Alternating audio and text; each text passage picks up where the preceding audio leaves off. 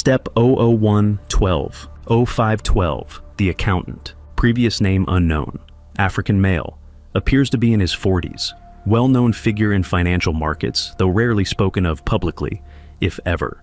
Dresses in expensive tailored clothing with similarly expensive jewelry, wears dark glasses, apparent mathematical genius, supposedly capable of running the calculations for probability itself in his mind.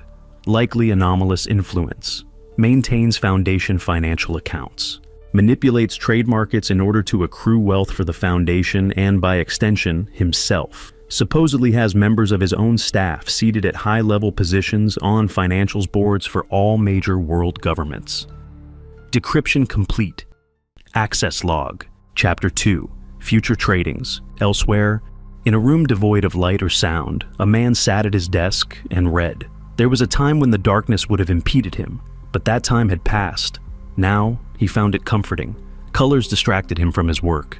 He turned to the next page of the report, despite not needing to see the words to read them. Old habits, he supposed. With each successive sentence, his calm gave way to cold, calculated purpose. The door opened. A blade of light pierced the room, illuminating the man and his desk.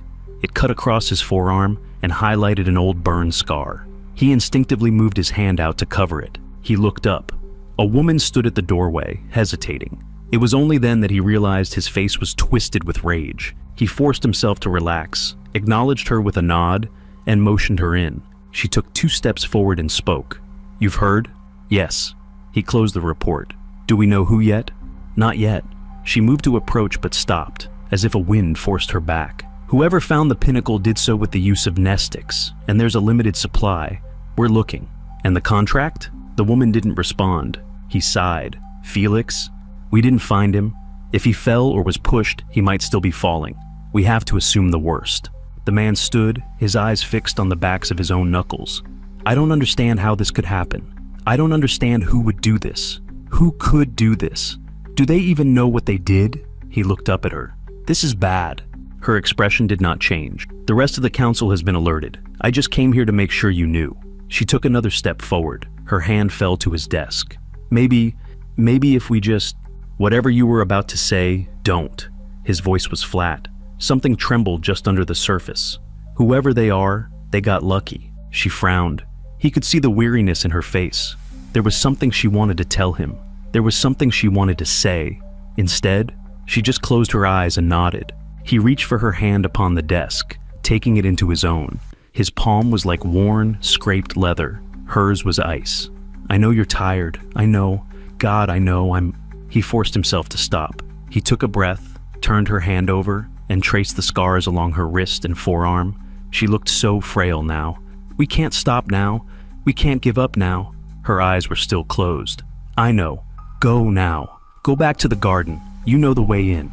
You'll be safe there. I'm going to call up the task forces, and we'll figure out what this is.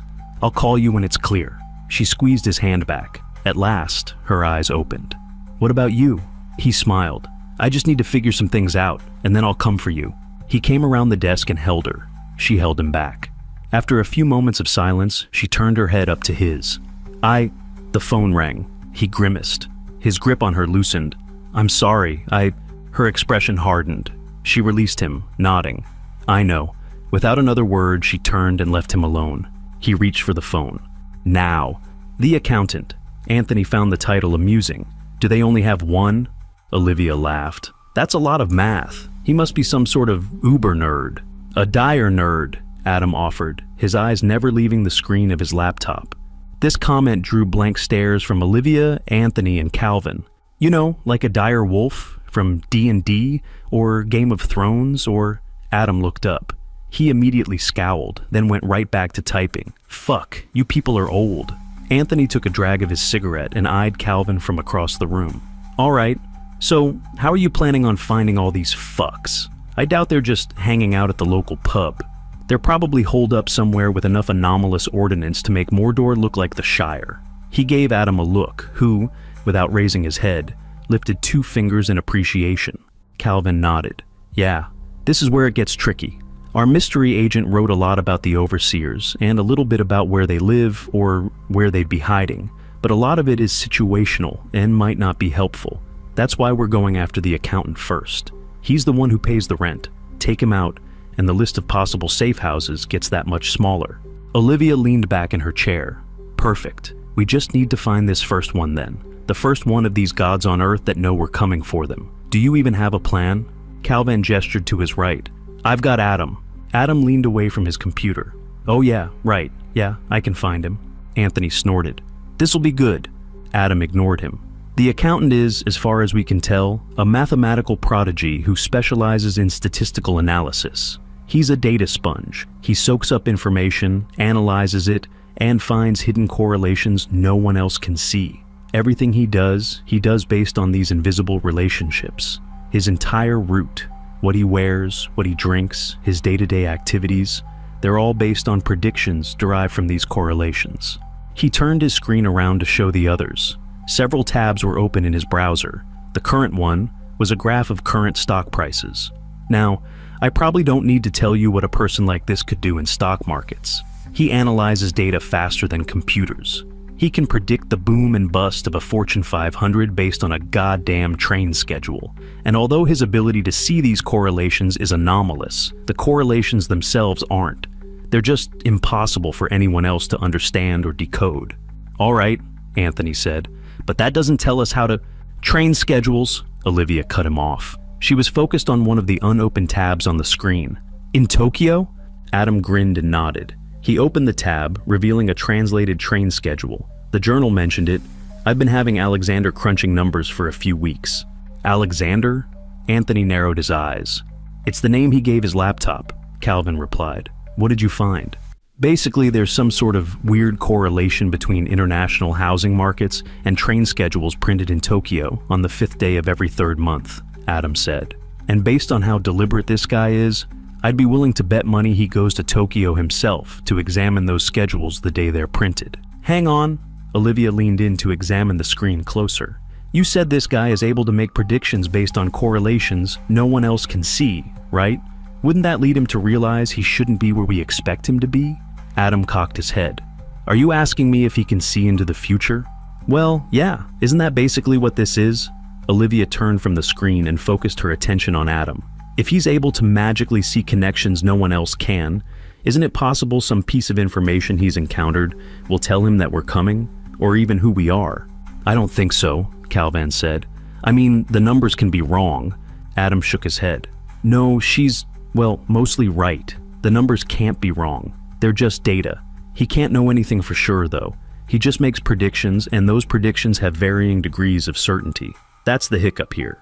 He can know there's a 75% chance that today, someone will attack him. He can know there's a 30% chance it'll be 5 people, a 25% chance it'll be 4 people, a 20% chance it'll be 3 people, so on. Anthony massaged his brows. Look, do we really need to take a probabilities course to kill this guy? I get that he's smart, but last time I checked, train schedules don't stop bullets. But bullets won't stop someone who isn't even there, Olivia replied. She turned back to Adam. So basically he can predict extremely complex systems based on seemingly random bits of data, right? Adam nodded. Right. Olivia gave them all a very crooked grin. In that case, I think I know exactly how to beat him. The black car pulled to the side of a street in the Tokyo Financial District. The man who stepped out was so extraordinarily unremarkable that, under normal circumstances, even his lack of remarkability failed to generate a remark. His high-end tailored suit and dark glasses blended with the well-to-dos of the region. His skin was a shade of amber gold. Despite being aware of the time, he checked his wristwatch, closed the car door, then took 3 steps down the sidewalk. The vehicle drove away. The accountant was a man of precision. He slept for exactly 7 hours. When he woke, it was on the hour. Each footfall was calculated, each step predetermined. He made no mistakes, took no chances, and accounted for every significant possibility. That's why, when he first noticed the young man approaching him from across the street, he took immediate action. The man was in his 20s, short hair, open coat. Slavic, if he had to wager a guess. Based on the color of the man's shoes, the accountant determined he was here to kill him. Based on the current market price of peaches, the accountant determined he was not alone. He took a step to the left. A crowd of businessmen had just emerged from a nearby diner. This put at least 15 people between him and the would-be assassin. One of the 15 was Japanese. in his mid-50s. He walked with a slight limp and was going bald.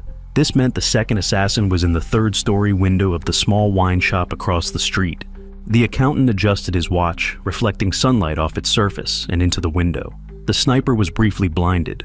Now that neither assassin could see him, he moved to enter a nearby office building. "Fuck, glare," Anthony growled into his mic. "You see him?" Adam fought his way through the crowd, shaking his head. "No, lost him. He's anticipating everything we're doing. I think he's got to be in that building with the blue glass, heading for it." Olivia peeked out from around the corner and touched her earpiece. "Calvin, should I go in with him?" There was a brief pause before Calvin replied, "Yes." Olivia jogged toward the financial office. Adam pushed his way through several more people to follow her. The interior was a sprawling 3-story lobby framed with marble. A grand staircase extended up to each level, with glass elevators providing an alternate route. Adam's eyes darted between the various levels. "Which level?" Adam asked. She yanked Adam by the arm and pulled. "Neither. This way." The two of them took off toward the far end of the building. An emergency exit led to an alleyway out back. Olivia shoved the door open and stepped through. Adam followed. As soon as they stepped outside, they were greeted with the sound of muffled gunfire. "Shit!" Olivia shoved Adam between two dumpsters. She soon followed him, dropping to a crouch. She flipped out her compact mirror and held it out, using the reflection to search the alley ahead. Two men in suits stood where the alley emptied out into the street. Between them, the accountant checked his watch. This will work," he announced. "We've got about a minute before I leave to catch my train. So, what can I do for you?" Olivia examined the reflection in her mirror. Adam squinted at the image, frowning. "He's just standing out in the open," he whispered. "We could just..." She reached to touch her earpiece again. "Calvin, do we go for it?" Calvin's reply came almost immediately. "No." Olivia looked to Adam. "Keep him talking." Adam nodded. He turned to the side of the dumpster and hollered, "You're the accountant, right?" "You know, I do have a professional title. And a name, if you'd rather..." "We know who you are," Adam yelled back. "We're here to kill you." "Yes, I'm aware." "Well, here I am. Go ahead. Take a shot." Olivia gestured for Adam to keep going. "Uh-huh. But do you know why we're here to kill you?" 29 seconds. "You're very likely the ones I received word about, just this morning. You're responsible for terminating our contract with death. I presume you want to murder me over some sort of ideological quibble." "An ideological quibble?" Adam's voice nearly hitched up an octave. Olivia reached to touch his shoulder. "You know how many corpses your organization is built on top of? How many people die every day just so you fucks get to run the show? I've never killed anyone. Of course, I'm certain you've killed a few. How many? A dozen? 100? Did you bother to learn any of their names?" the accountant asked. He checked his watch again. "Were any of them children? Just curious." Adam jerked against Olivia's grip. She squeezed him hard. "Don't," she whispered. "He's trying to get a rise out of you." "Fuck him," Adam growled. His grip on his pistol was tight enough to force the blood out of his knuckles. "Like he hasn't killed?" "Well, if you're not going to try and murder me, I suppose I'll just have to leave early," the accountant said. Again, he looked at his watch. 7 seconds. "We're going to miss our chance," Adam hissed. "I'm going to..." "No," Calvin said. Adam was already lunging to his feet, and Olivia was lunging to tackle him. Her arms slammed into his legs, forcing him to buckle. In the next instant, a deafening pop rushed out to fill the alleyway. A fist-sized crater appeared in the dumpster behind them, right where Adam's head had been. Wisps of smoke swirled up from the hole. Adam and Olivia both stared at it, their backs pressed against the other dumpster. "Shit," Adam whispered. "Sniper," Olivia replied. "One," the accountant announced. "Everyone down." Several more pops echoed out through the street, accompanied by distant screams. Olivia and Adam caught the sound of glass shattering. The popping sounds were followed by additional gunfire. Anthony's voice boomed over the earpiece. "I'm covering you. Go!" Olivia and Adam ran for the door. In the distance, they could hear the sirens, along with the squealing rubber of the accountant's car as it drove away. Sometimes, the accountant wondered what it was like to live in uncertainty, to exist in a world where you could not predict the most likely outcome based on the data in front of you. He imagined it was a dreadful, unbearable state, like being trapped in a nightmare where nothing made any sense. The thought often prompted a feeling of tremendous pity. He felt no pity at this moment. As he approached the boarding station, he checked his watch and revisited the alleyway in his mind. He had replayed the events that unfolded there 23 times. Each time, none of it made sense. None of it fit the model. He correctly predicted the arrival of the two assassins. He also correctly predicted the arrival of their comrade. But his models had shown that, by standing out in the open and addressing them, there was an overwhelming likelihood that at least one would emerge and be immediately struck down by his station sniper. Nothing was truly certain, he knew. Every rule had its exception. Every absolute hid a sliver of doubt. Everything he understood was merely an approximation of something he did not. But the chance of both assassins emerging from this conflict unscathed were, by his calculations, comparable in magnitude to a tornado arranging a deck into a house of cards, then back into the same ordered deck. It was beyond unlikely. It was nothing short of miraculous. Was that what he had witnessed? A miracle of probability? An event as rare and near impossible as the emergence of life itself? He stepped on board the train, providing his ticket. He moved to one of the private rooms, sliding the door aside and taking his seat. As the city began to slip past, he ran through the model for the 24th time, then decided that he would simply need to let it go. The sliding door rattled open. A not quite middle-aged man with dark, faintly graying hair stepped in, taking the opposite seat. He casually reached into his coat pocket and pulled out a revolver, aiming it squarely at the accountant's heart. The accountant stared, uncomprehending. This wasn't possible. This couldn't be possible. 2 miracles in one day? How? He croaked. Calvan reached into his pocket with his other hand, withdrawing a small, unremarkable coin. He perched it on top of his thumb and proceeded to flip it before snatching it out of the air. He then showed it to the accountant. Tails. The gears in his head started to turn. You're good at predicting complicated systems, Calvin said, but only when they behave the way they're supposed to. You can't predict them if all their decisions are inherently unpredictable. But how did you know I would be? We overheard you say you had a train to catch. There were 2 train stations nearby, so I flipped a coin. The accountant closed his eyes and smiled. How utterly boorish.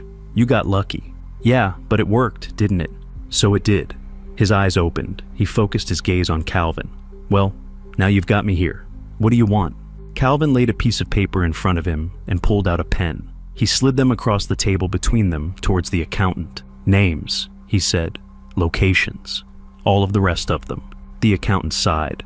You want me to give up the names and locations of the other overseers? What? Do you want their PIN numbers too? Calvan tapped the revolver on the table. This probably isn't the time to get smart. The accountant sat back in his chair and loosened his tie. I'm not going to do that. You used a funny trick to put me in a compromising position. And that's clever. But now that we're here, I know exactly how this plays out. Why would I compromise my associates when you're just going to kill me either way? Calvin shrugged. There's a difference between being shot and being dragged behind this train. The other man swallowed. That's barbaric. And either way, it's not particularly likely. We're not too far from our destination, and there will be too many people around. The way I die is at the end of that gun. That doesn't bother you? The accountant rolled his tongue across his teeth. Of course it does. I haven't thought about the idea of dying in such a long time, and to now be sitting here looking at it, it's nothing short of horrifying. But I'm not going to beg for mercy from a terrorist. He leaned forward. Do you truly understand what it is you're doing? Calvin didn't answer. The overseer sighed. Go ahead. We both know what you're going to do next. Calvin squeezed the trigger. Journal entry, the 12th overseer. The 12th overseer. Note, 12th is spelled with an F, not a V. Learn something new every day. The 12th overseer, often called the accountant, is one of the more interesting personalities on the council. His position on the council was previously held by an unnamed individual who died sometime prior to the signing of their contract with death. After the previous 0512 died, the position was filled almost immediately, leading some to believe that the previous 0512 perhaps didn't die and more was killed, likely to make room for the current 0512's remarkable abilities. 0512, named Omar Ulawe in the earliest record I have found, is nothing short of the world's premier mathematical prodigy. He was born in a small village in Uganda, but quickly distinguished himself for his remarkable gifts. It is thought by many of my sources that his ability to mentally perform complex abstract arithmetic is anomalous, and while that is likely a near certainty, there is no definite proof. The overseer was purportedly employed by a small Ugandan accounting firm in his youth. where he quickly gained a reputation for his ability to perform calculations faster than any calculator. How he was approached by the Foundation and what was offered to him is unknown, but the man named Omar died in 1966, and shortly thereafter the new overseer took his seat on the council. What is perhaps most unique about the overseer is his ability to perform the calculations required to accurately predict the outcome of seemingly random probability to a nearly flawless degree. Rumors about that it was this ability that truly led the Foundation to dominance, as he was able to accurately predict, by close observation and analysis of market trends, the rise and fall of powerful nations, as well as the actions of other potentially hostile groups. One source indicated that they believed it was he who had first proposed the creation of the Omega-7 Task Force in order to later discredit General Bo and allow the American to usurp his position on the US government's Security Council. However, calling his ability omniscience is not accurate. While the overseer can accurately predict the outcome of events that are affected by other events, it is likely that he does not do as well when presented with scenarios that do not have large enough data sets. In other words, he is easily capable of determining the outcome of events with many inputs. He has some trouble with isolated incidents, such as guessing a number one person might be thinking. He's not a mind reader by any stretch of the imagination, even if he seems like one. As for his behavior, the 12th Overseer is a reclusive individual and does not eagerly seek out gatherings of people unlike some of his colleagues. I was on assignment once, undercover at an event where there were several speakers talking about global market trends and projections. There was one individual I noticed who looked remarkably uncomfortable being there, and as he was not my target, I did not interact with him beyond a friendly smile in passing, which he did not respond. It was not until later that I learned that this man was the accountant. Despite this, he does seem to generally appear in highly populated areas, typically because those areas tend to correspond with active markets, such as New York, London, Hong Kong, and Tokyo. Based on my observation, he generally travels with a small group of armed guards, though I have on several occasions witnessed him traveling alone. I can presume that his retinue was not far behind. The accountant will be a devilishly difficult person to corner, and practically impossible once he knows you're looking for him. If he is aware of your intentions, he will quickly disappear, as was the case when I tried trailing him back to his safe house in Berlin. Shortly afterwards, I was pursued by his guards until I was out of the city, and I have not seen the man since. If you choose to try to ascertain the location of or apprehend the accountant, you must take him by surprise. Otherwise, he will not only outthink you, but he will outplay you as well. The Foundation may keep him around, sour personality and all, to move their money around, but he is no less a dangerous individual than anyone else listed in this document. One last thing, whether it will be helpful or not, one of my sources believes that he sets his entire routine based on local train schedules, as that is his favorite way to travel. Worth considering either way.